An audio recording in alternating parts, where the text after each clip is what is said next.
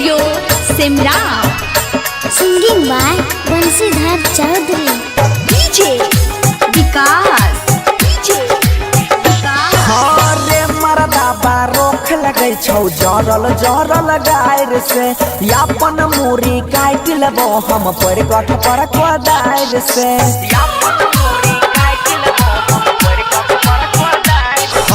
रे मरदा बारोख लगे छौ जरल जरल गायर से यापन मुरी काट लेबो हम पर कठ पर कोदायर से बाप के बिहौती सारा बाप के बिहौती सारा दिल कपिए जाय रे मारै छौ ठुनके बहिन नटिनिया कहै छौ हमारा छीना रे मारै छौ ठुनके बहिन नटिनिया कहै छौ हमारा छीना रे। DJ Vikas.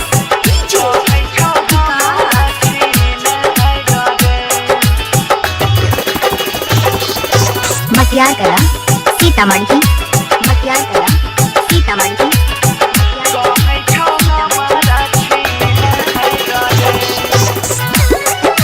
Singing by Bansidhar Chaudhary.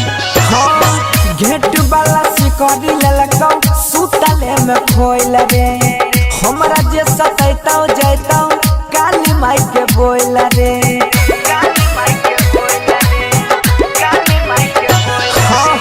घेट वाला सिकरी ललकौ सुतले में खोइल रे हमरा जे सतैतौ जैतौ काली माई के बोइल रे बड़की भाव जइया तोहर बड़की भाव जइया तोहर बन गेलो साई रे मारै छौ ठुनके बहिन नटिनिया कहै छौ हमारा छी नाय रे मारै छौ ठुनके बहिन नटिनिया कहै छौ हमारा छी नाय रे।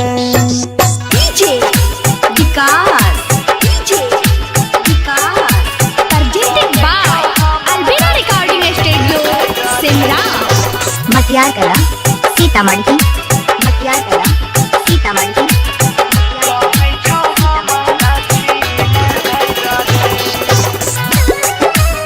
Singing by Bansidhar Chaudhary.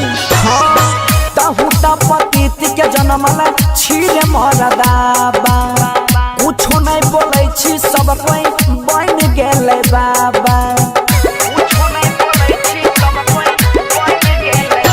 हाँ हाँ तहु त पतित के जन्मला छिरे मरदाबा कुछो नहीं बोलै छी सब कोई बन गेलो बाबा बंसीधर छौड़ा रोजे बंसीधर छौड़ा रोजे दै छौ खूब गाइल रे मारै छौ ठुनके बहिन नटिनिया कहै छौ हमारा छी नाय रे मारै छौ ठुनके